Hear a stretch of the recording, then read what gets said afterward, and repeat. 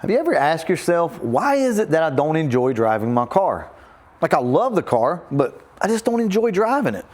What gives? Well, it's probably a lot of little things that you just haven't thought about with your car, and we're going to address those today with the Retro Fox. This was the first car, the first build, if you will, on the channel. It is in need of some suspension components, some steering components, and some interior stuff. So that's what we're going to tackle today. We also just put these seats in. They're not cleaned yet. The 21 just got a little bit of love, aka Space Ghost, behind me, and I can't stay out of it. So what I learned from this was the little things that you think don't really make a difference do make a difference. It's all about the quality of the ride. For us today, we've got a box full of goodies. Let's go ahead and look. Weight jackers. These replace your lower control arms. This will be our first shopping spree ever done on the channel. Here's how it works. You're gonna go over to Patreon and sign up. There's 3 different tiers. There's a $20, $40, and $100. The $20 is 1 entry, the $40 is 2 entries, and the $100 automatically gives you 5 entries. You can cancel at any time if you would like. I recommend that you stay, obviously, to help out the channel, and also you're automatically entered for the next month's giveaway. You don't have to keep re-upping. The drawing will take place on January 31st, so the amount that you have to spend on your shopping spree is directly related to how many people sign up as members. The sky's the limit. This could go huge and be $10,000, or it could be $200. It's completely dependent on you. With that being said, good luck, everybody. Then you can raise and lower the suspension of your car so you can get the ride height the way you want to and not necessarily affect ride quality. And the reason for that is the Retro Fox sits to one side. I don't know why it does that. I really probably need to be figuring out why it does it rather than just throwing these on, but these will fix the problem. Armrest pads, yes. The ones on the car are very soft, and when you go to grab the door to close it, it's just squishy and it feels cheap and it feels messed up. So let's look at this. Oh yeah, perfect. Oops, there they are in black. Steering shaft. This is what I'm probably most excited about because the steering on the Retro is just, I don't know how to describe it. It's not necessarily sloppy, it's just weird. It's like tight, loose, sloppy, hit a bump, it's all over the place. It's just weird, right? This will solve that problem. So we're just gonna pop this thing in. This will tighten up the steering on the car and make me want to drive it more. This bump steer kit will help your car not get out of control when you hit bumps. That's something that you really need to pay attention to because a lot of times we don't notice that that's what's happening, but your car will kind of be all over the place, and especially if you hit a bump or something at speed, 60, 70, 80 mile an hour, your car feels real weird and very loose and untamed, if you will.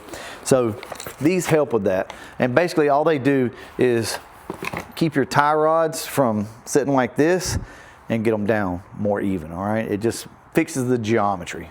These are the covers that go around your switches. So mine are all chipped up, scratched up, bent up. There we go. This will fix that problem. Window motors. These things are actually really easy to put in.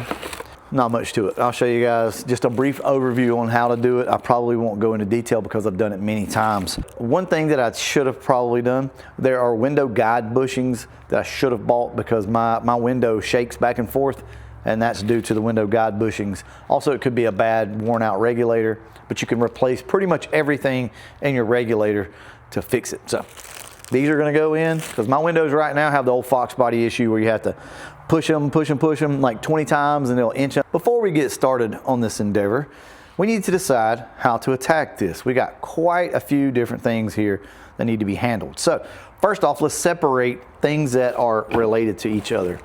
All right, motors, which are door panel stuff. This is door panels, and these are gonna be associated with interior door panel stuff. Okay, suspension. Well, really only these two. So these can be handled separately. And then these two are gonna go together. This is the bump steer kit and then this. And the reason why is because you're gonna mess up, your car's gonna need an alignment after you do these. Let me show you what I'm talking about with the way that it sits. As you can see, there's quite the gap on this side of the car. Come over here, and that's not the case. This side sits perfectly fine. This car's not recently been in a wreck or anything like that, so I know it's not that issue, but something's going on. So we might as well go ahead and do this while we're there because it needs control arms regardless. So this kind of kills 2 birds, 1 stone. Gives you some nice, solid, sturdy control arms, and also you can tweak your car.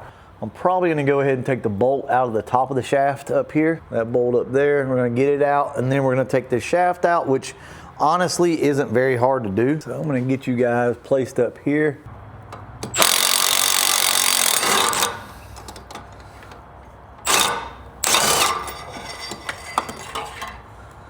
Cool.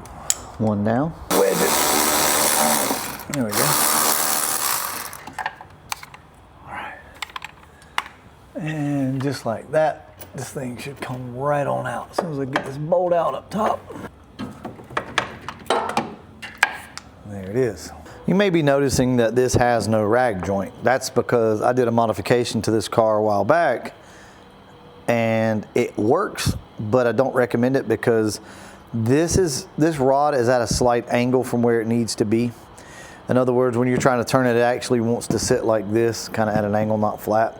And as it rotates around, it gets a hard spot in it. So that does work in some cases. It didn't work for this car. So now let's go ahead and look at the new shaft. That's what's going to replace this. I will recommend that you try this first. Try this end. This one slides in no problem. A lot of times these aftermarket ones are extremely hard to get in and out. So do not force it because it becomes a nightmare. There is one more thing though that we need to get off of the car, and it's going to be where this end goes, this spline piece. There's already a piece under there, so let's go get it off. First things first, we got to make sure that the wheels are straight on the car. It's pretty straight. So let's see if this thing will go in with no problems. They hardly ever do. Yep, just wanting to get stuck. All you're doing is just kind of chamfering the edges a little bit, and maybe that'll go. What are we doing? Steering shaft. Lovely. See me at like 8K now? May need to hit this a little bit more, so I'm gonna try to hit this sleeve in here one more time. We're pretty close. Let's see if I can get something in there to hit it. Oh yeah. Show you guys what it's looking like. So we want to put this set screw right here down into this groove. I don't know if you can see the groove, but we want to get it down there, then we'll lock this thing in. Got the set screw in. Go ahead and give it a little turn. Alright, we're going to the left. Pull lock. Going to the right. Nice. That can get a little complicated, I'm not gonna lie to you, but it's really a very simple job. You don't have to remove the rack, you don't have to loosen the rack up. Just remember that the sleeve that comes out of the car, it slides in and out. And make sure, whatever you do, if you only take one thing from this video, it's to make sure that this piece slides into that sleeve smoothly. I mean with no force at all. If it'll do that, then you won't have any problems. What's gonna happen is if you try to force this in, then you won't ever get it out, and it'll pull that sleeve all the way out on you, and then it's just a nightmare. Trust me, sand this thing down, do whatever you gotta do to make sure it slides in. All right, well, next up will be bump steer, so I'll get started on that here in just a minute. I've already done it, but let me just show you. So everything's gonna be tight, right? I'm gonna loosen this up. Don't take it all the way out. Let's go about right here with it. Now, most people are going to want to hit it up top. I'd rather you not do that. You can in a pinch, but you want to hit right here, just very hard. Now this is going to come right out because it's already out, but see how it drops? That's exactly what it'll do for you. So then you can go ahead and take this off. It should come right on out. All right, this new kit is just going to have the bolts come up through here, so you're not going to use this. That being said, we can go ahead and take this off your outer tie rod. Now there again, what this does is this fixes the geometry of the car. So when this thing is sitting on the ground, this is essentially what you want, somewhere in this area right here, right? Instead, it sits like that. And then this ball joint has to be out here like this to make it all even. As you come up, this ball joint has to rotate. And, ooh, that thing was crunchy anyway. Mm-hmm. Get this started. Oh, that's nice. Yeah. So you can see, just by looking at this needs to go way in. All right. You can get it close, and then your alignment shop can fix it for you from there. But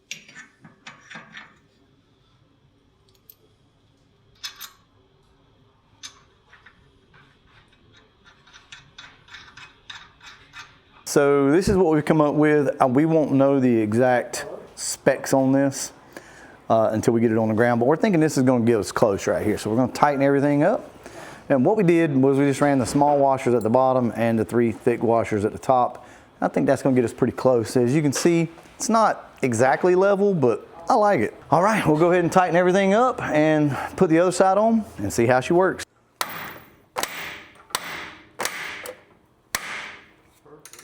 Perfect. The J&M, these weight jackers or whatever you want to call them, there's something that you need to know with them. They're a little different than any that I've dealt with before. So this little thing right here has to go in between your bushings. We can probably just leave that one in there and knock this down. Where did that camera go? Oh, it's on the floor. So this bushing right here needs to go inside, right? It's not fun. Well, getting it in there is actually not that bad. That's not going to be the problem. Here's the issue you're going to run into. You get this one in and it doesn't want to seat properly. I almost feel like it's like pressurized, like got air in it. We're going to have to take this, put it in a vise, and then Berger come up with the ingenious idea of putting zip ties through it. So let's show you that process. You got to kind of go halfway, just enough for him to get that zip tie through. This is what we got. There wasn't really much to record, but we pretty much got this done. They're just lower control arms. It takes a little while to do, so I didn't bother to record it, but that's your weight jackers. So you can adjust them from right here with a 1/2-inch socket or 1/2-inch ratchet. See? The Retro Fox is getting that love that we said we wanted to give it. So see what happens, see what it looks like. So we're gonna test out our new rig over here and we're gonna go drive the Retro. And I can actually put my seatbelt on now. Look, there it is. Huh. Also, let me know what you think about the new camera. We upgraded cameras and got some lighting. So now you guys should be able to see us. Oh my God, the steering is so sweet.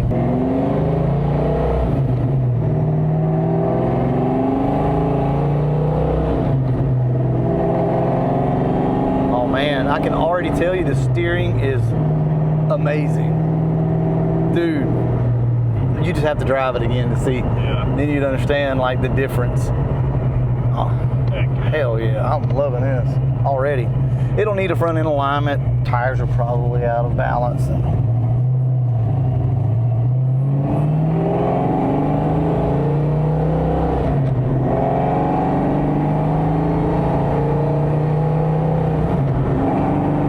Holy shit, dude. Straight as an arrow. What the hell? Look at this.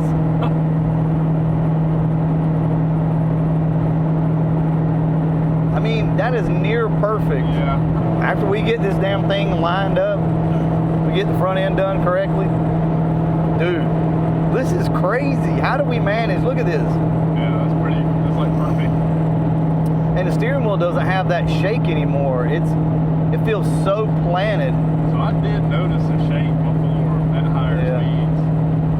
It's really good now. I can still see that it catches the ruts a little bit, but I mean, that's just because it's got 9-inch wide wheels in the front, so. That's just Fox body stuff. Yeah, it's really, really good right now. Man, I'm amazed at how all of that just came together. Steering is so good. So smooth.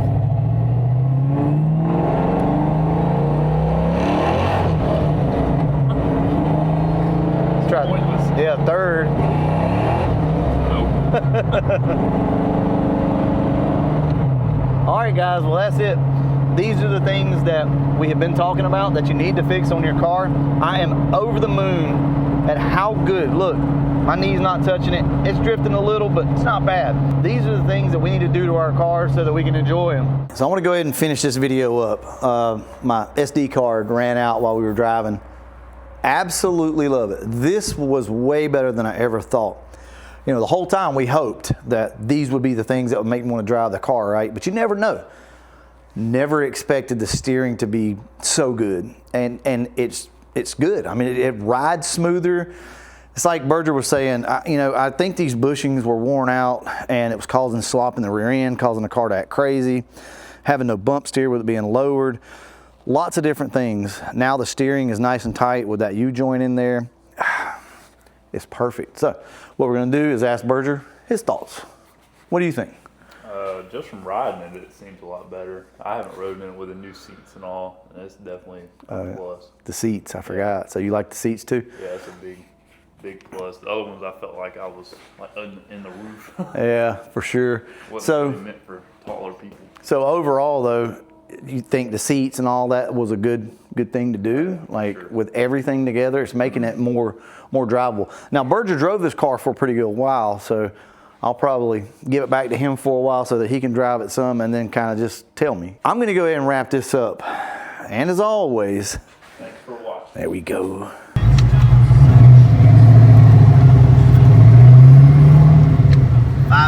Guys, I'm driving her to work. It's been a long time, but here we are. Doing great. Got the heat working. Even with our makeshift alignment, she's driving straight.